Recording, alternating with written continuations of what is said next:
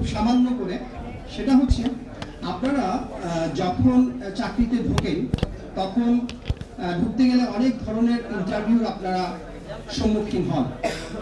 So এখন কিন্তু আমাদের যে সময়টা চলছে, সময়টা কিন্তু অনেকই কঠিন।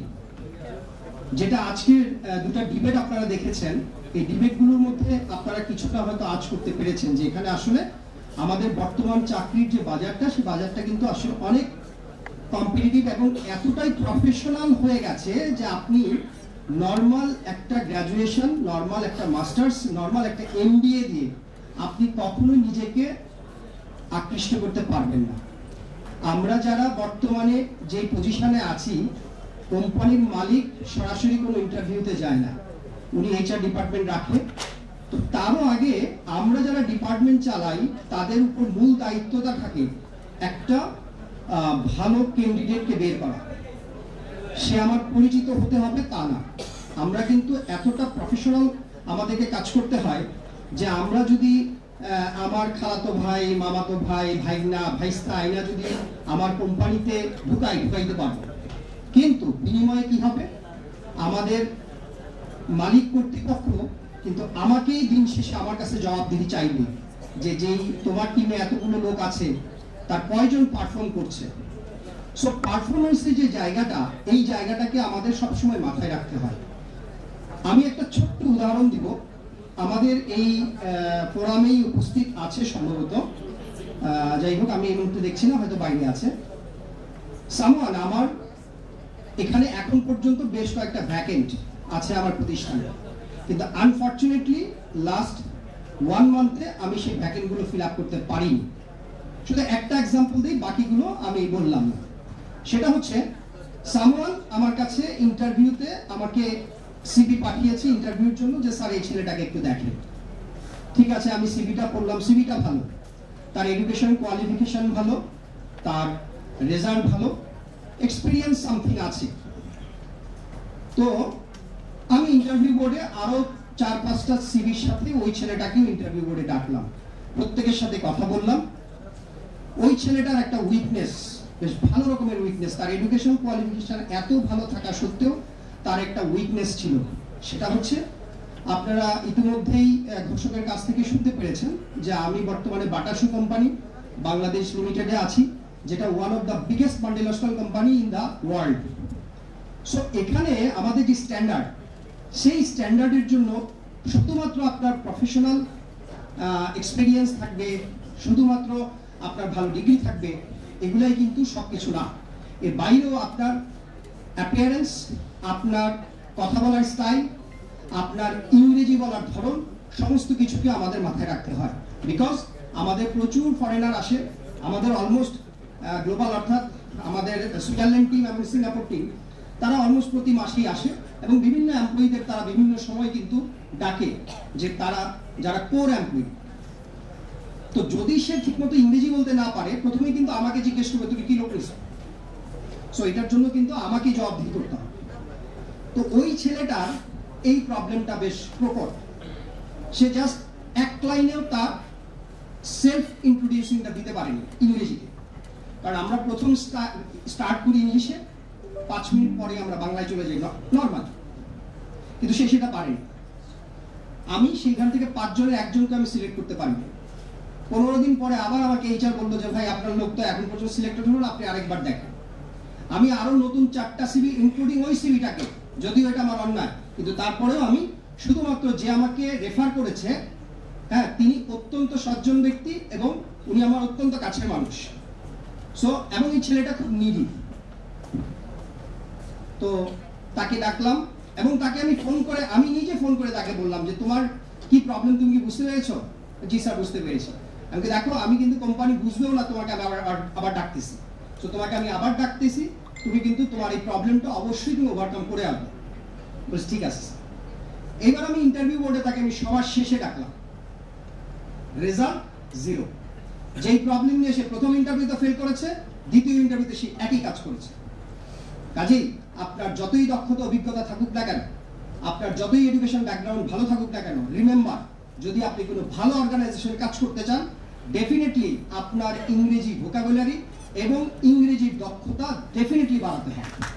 আদারওয়াইজ আপনি কোনো ভালো অর্গানাইজেশনে কাজ করতে পারবেন না। ডেফিনেটলি আপনি হয়তো কোনো একটা কোম্পানি জিও হয়ে যেতে পারবেন, কোনো সমস্যা নেই, কিন্তু আপনি যদি একটা নামী প্রতিষ্ঠান, যেটা নাম বললে 10টা মানুষ আপনাকে চিনবে, 10টা প্রতিষ্ঠান আপনাকে চিনবে, যেখানে বাংলাদেশের ইকোনমিতে যাদের সবচেয়ে বড় ভূমিকা আছে, সেই সব প্রতিষ্ঠানে চাকরি করতে গেলে আজকে এখানে হামিম গ্রুপের, ডিপিএল গ্রুপের, রহিম আফরোজের বিগ পার্সনরা এখানে বসে আছেন, তাদের দেখে শিখেন যে এই নামগুলা কি বলতে হলে, এই নামগুলো যখন আপনি বলবেন, এই নামগুলোর জন্য আপনাকে কিন্তু কোম্পানি চেনাইতে হবে না যে এই কোম্পানিগুলো কি কোম্পানি। ঠিক আছে, অনেক কোম্পানি আছে, আপনি খুব ভালো প্রতিষ্ঠানে ভালো বেতন নিয়ে আছেন, কোনো একজন ভাই বলে গেছেন বেতনই কিন্তু সবকিছু না।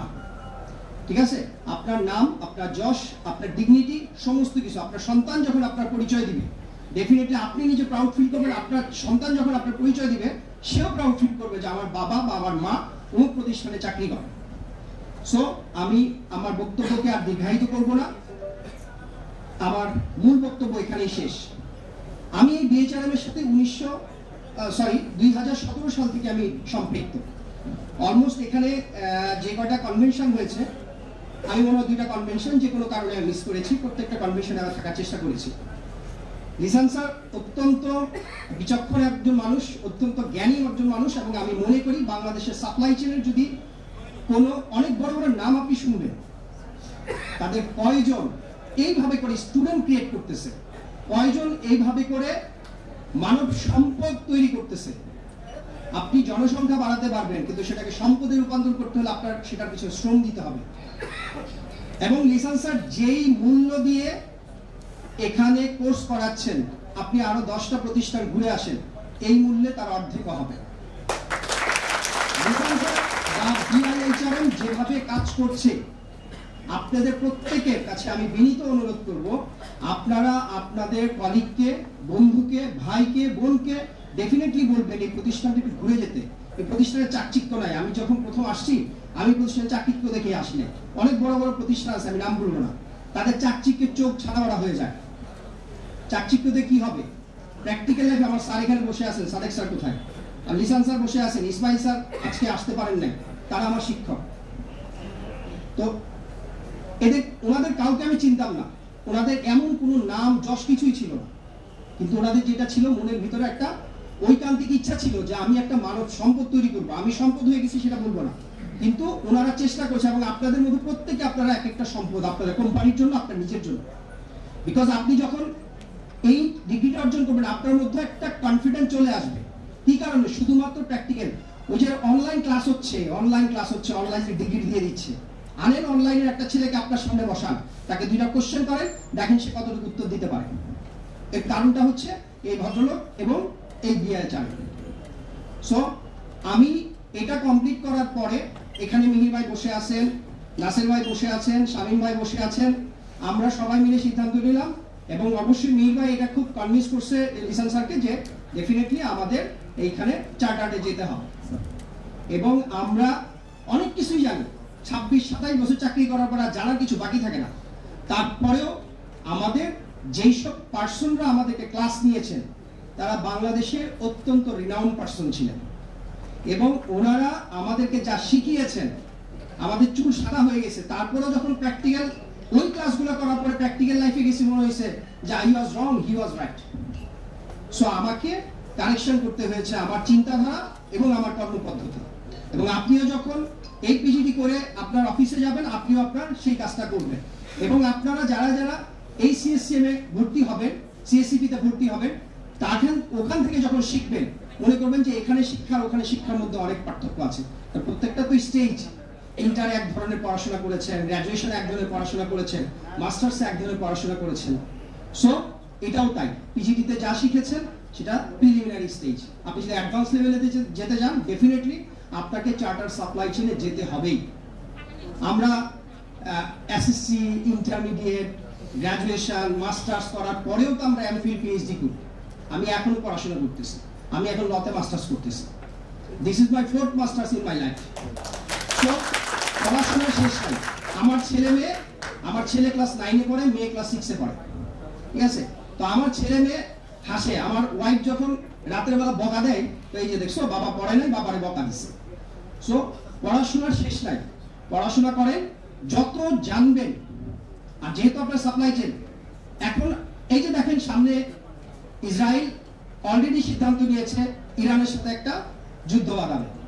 আপনার যারা যারা এই জিনিসটা মাথায় রাখবেন না, তারা তাদের প্ল্যানিং এর সমস্যা হবেই হবে।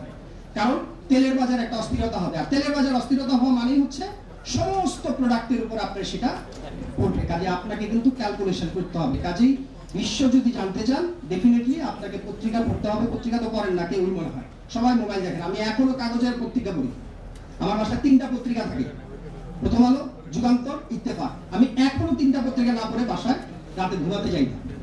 সো এগুলো পড়েন এবং অন্যান্য পড়াশোনা করেন, এবং যত বেশি আপডেট হবেন ততই জানতে পারবেন। আর বিএচআরএম এর সাথে থ্যাংক ইউ। আসসালামু আলাইকুম।